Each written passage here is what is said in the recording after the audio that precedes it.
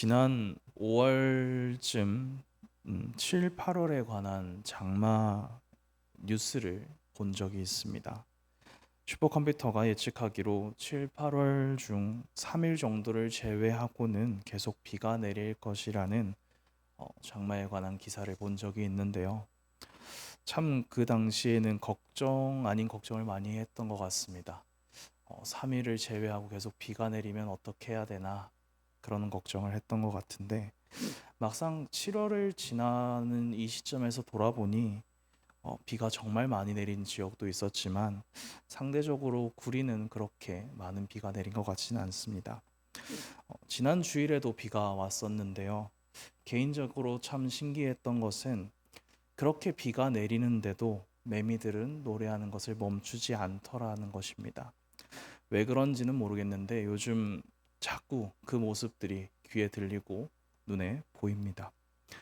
우리나라에 있는 매미들은 약 5년에서 7년 정도를 7년간의 유충 기간을 거쳐서 성충이 된다고 합니다. 그리고 성충이 된 매미들은 7일에서 20일, 그러니까 약 일주에서 3주 정도가 지나면 수명을 다하게 되는데요. 짧다면 짧은 시간이고 길다면 긴 시간 동안 자신에게 맡겨진 본분을 다하기 위해 비가 오나 바람이 부나 어떤 환경 가운데서도 최선을 다해서 노래를 합니다. 이런 자연의 모습을 볼 때마다 스스로 참 많이 반성하게 됩니다. 나는 나의 맡겨진 본분을 다하고 있나라는 그 생각을 하게 되는데요. 굳이 어떤 한 분야에만 묶이는 것이 아니라 내가 해야 되는 일이라든지 하나님께서 창조하신 그 목적을 다하고 있는지, 내가 나의 왕, 나의 주라고 고백하는 하나님을 찬양하기 위해 이 짧다면 짧고 길다면 긴 이 삶 동안 최선을 다하고 있는지 한번 찬찬히 돌아보게 됩니다. 사실 그렇지 못하다라는 것이 제 스스로에 대한 평가이기도 합니다. 우리가 삶을 살아가다 보면 정말 고마운 사람들을 종종 만나지 않습니까? 온 마음을 다해 고마움을 표현하고 싶어지는 그런 사람들이 종종 있습니다. 이런 사람들을 만나면 누가 시키지 않아도 먼저 그 사람을 칭찬합니다. 단순히 말뿐만 아니라 어떤 표정이랑 행동, 표현할 수 있는 모든 방법을 동원해서 그 사람에 대한 고마움을 표현하고 그리고 다른 사람들에게 그 사람을 자랑합니다. 이런 사람이 내 친구다. 이런 사람이 내 지인이다. 라면서 말입니다. 이런 것이 일종의 찬양이라고 할 수 있는데요. 찬양이란 결국 고마움의 표현이자 자랑입니다. 즉 하나님을 찬양한다는 것은 하나님이 하신 일들에 대한 고마움의 표현이자 자랑인 것입니다. 그렇기에 나에게 고마운 일을 한 사람을 자랑하는 제 모습과 비교해 보면 하나님을 찬양하는 일에는 너무나도 소극적이고 안일한 그런 모습을 발견하게 됩니다.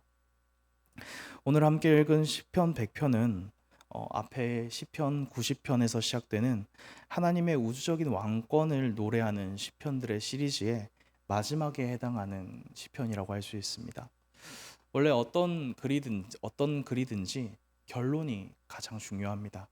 왜냐하면 결론은 그 글 전체를 정리하는 부분이기도 하고 저자의 의도라든지 중심 주제 등을 파악할 수 있는 마지막 부분이기 때문입니다.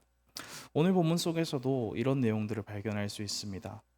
어, 이 시인이 이야기하는 내용들을 통해서 우리는 하나님의 어떠한 부분을 찬양해야 되는지, 우리가 하나님을 어떻게 찬양해야 되는지를 발견할 수 있는데요. 오늘 함께 나누는 말씀을 통해서 우리가 하나님을 왜 찬양하고 어떠한 하나님을 찬양해야 하고 어떠한 마음으로 하나님을 찬양해야 되는지 한번 돌아볼 수 있는 그런 시간이 될 수 있기를 원합니다. 먼저 1절과 2절 그리고 4절의 말씀을 함께 보시도록 하겠습니다. 1절과 2절과 그리고 4절의 말씀을 보면 우리가 어떤 자세로 그리고 어떤 마음으로 하나님을 찬양해야 하는지를 알 수 있습니다. 우리 함께 1절과 2절 그리고 4절의 말씀을 읽어보도록 하겠습니다. 시작.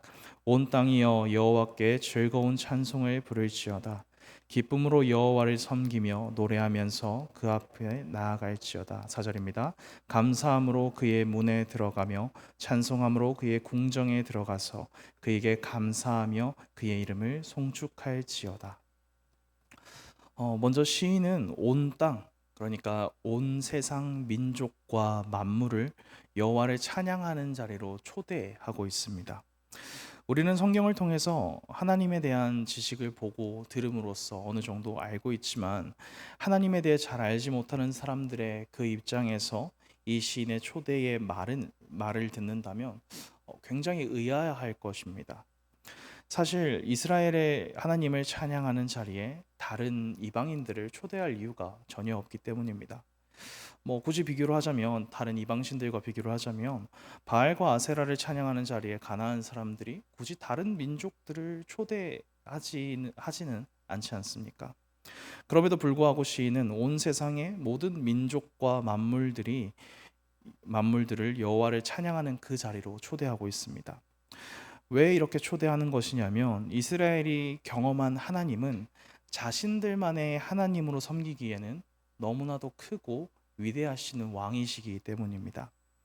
한 나라 한 민족의 왕으로 섬김을 받으실 뿐이 아니라 세상 모든 민족과 모든 만물이 찬양하고 섬기기에 합당한 분이시기 때문에 시인은 세상 모든 민족과 만물들을 하나님을 찬양하는 그 자리로 초청하고 있는 것입니다.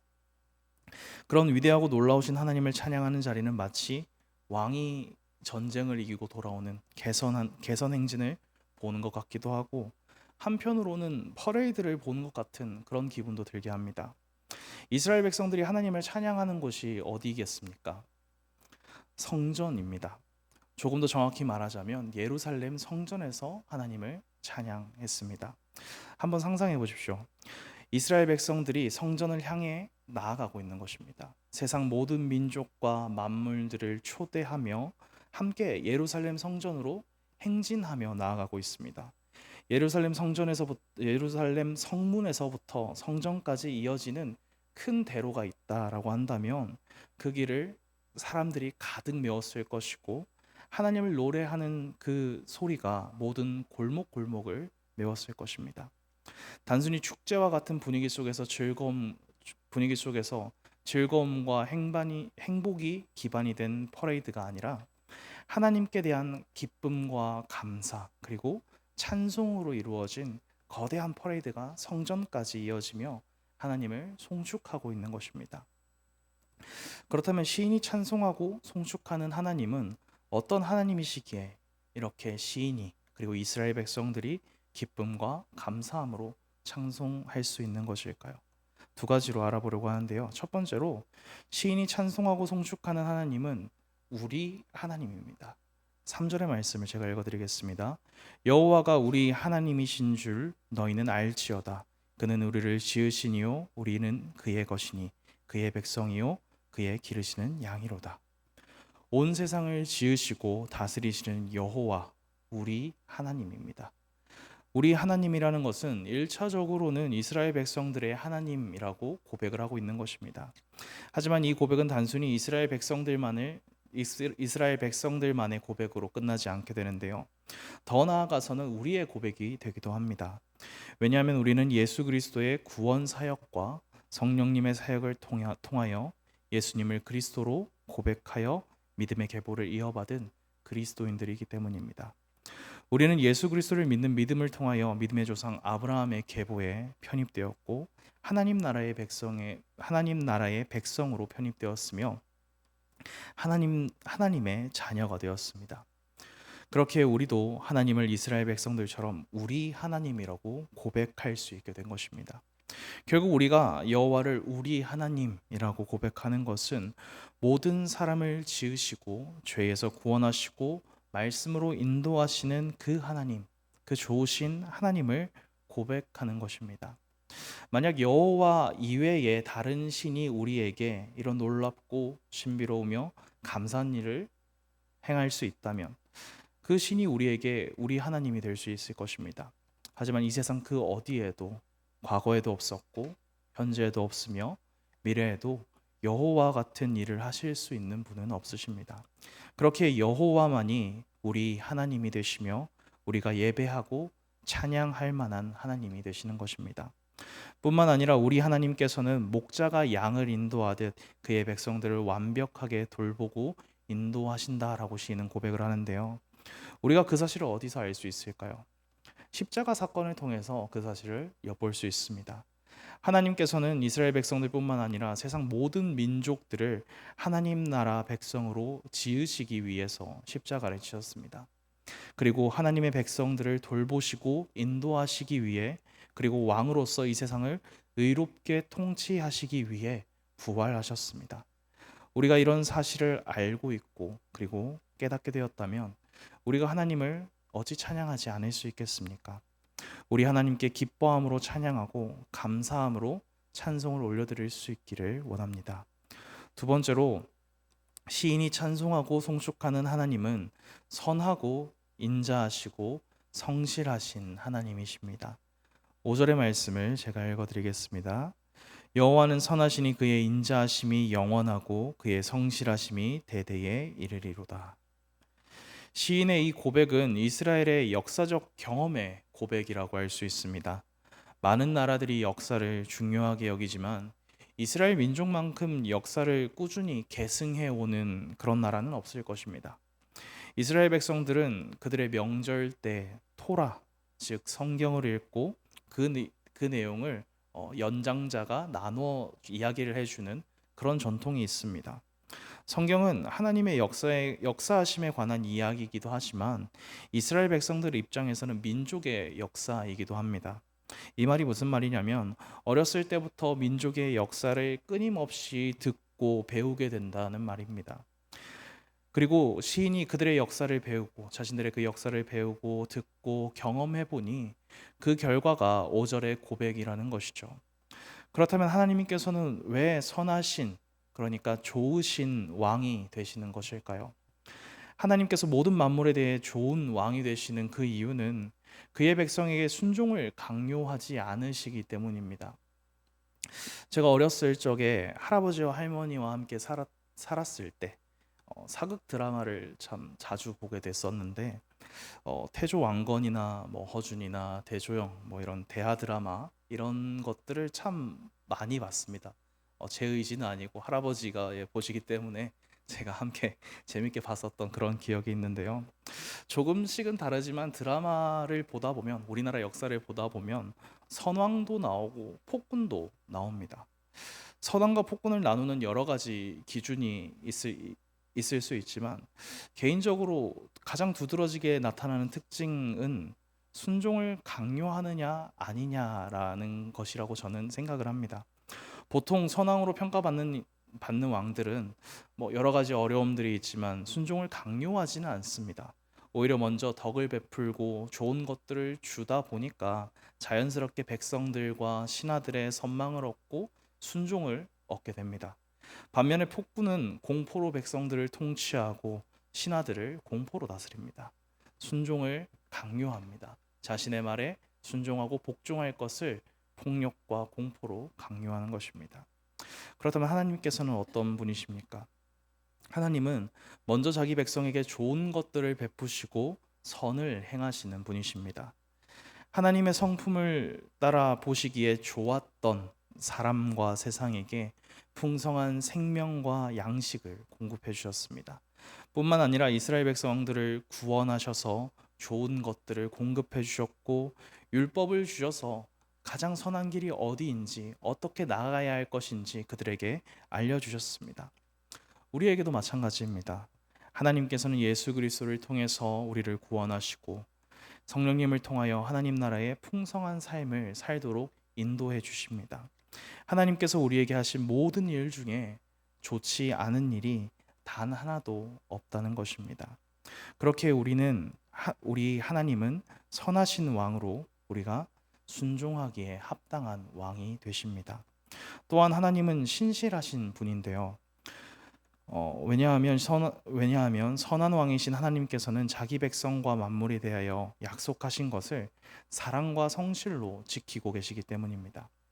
성경의 말씀을 천천히 살펴보다 보면 하나님께서 약속을 맺어 주시는 것을 우리는 종종 발견하게 됩니다. 뭐 율법이라든지 어떤 언약, 이런 부분이 하나님께서 사람과 맺어 주신 약속이라고 할 수 있는데요. 하나님께서는 이스라엘 백성들과 이 맺으신 언약과 율법을 한치의 오차도 없이 성실하게 이루고 완성해 나가시는 것을 성경의 이야기를 통해서 우리는 발견할 수 있습니다. 하나님의 백성이 악하고 불성실할 때도 하나님은 그들에게 용서의 길을 여시고 한없는 사랑을 부어주십니다. 심지어 독생자 예수 그리스도까지 선한 목자로서 이 땅에 보내주셔서 우리가 다시 하나님 나라 백성으로 회복되어 풍성한 삶을 살 수 있도록 그 길을 허락해 주셨습니다. 그리고 지금도 여전히 선하신 성령님을 통하여 우리와 함께 해주고 계십니다. 우리가 세상 가운데서 불성실하고 불순종한다고 하더라도 인자와 성실로 우리를 꿋꿋이 인도하여 주고 계시는 것입니다. 우리가 하나님의 이러한 일하심들과 하나님의 그 사랑과 하나님의 그 선하심과 신실하심을 안다면 우리가 하나님을 찬양하지 못할 이유는 사실 그 어디에도 없을 것입니다. 앞서 말씀드렸다시피 찬양은 하나님 나라 왕의 구원과 통치에 대한 그 백성들의 감사와 감격의 표현이라고 할 수 있습니다. 그리고 하나님께서 그의 백성들을 창조하신 목적이기도 합니다. 우리는 우리의 왕이신 하나님을 찬양함으로 왕이신 하나님이 얼마나 위대하시고 선하신 분인지를 다시금 떠올리게 되고 깨닫게 됩니다. 우리가 얼마나 행복한 하나님의 백성인지를 깨닫게 되는 것입니다. 뿐만 아니라 우리 찬양을 통해서 하나님을 모르는 다른 이들도 하나님의 백성이 되기 위해 하나님 앞으로 나아오게 됩니다. 그러니 우리의 삶으로 하나님을 찬양할 수 있기를 원합니다. 선하시고 인자하시며 신실하신 우리 하나님께서 우리를 구원하시고 이끄심을 기억하시며 기쁨의 함성으로 하나님께 찬송을 올려드릴 수 있는 우리 모두가 되기를 간절히 소원합니다. 우리 시간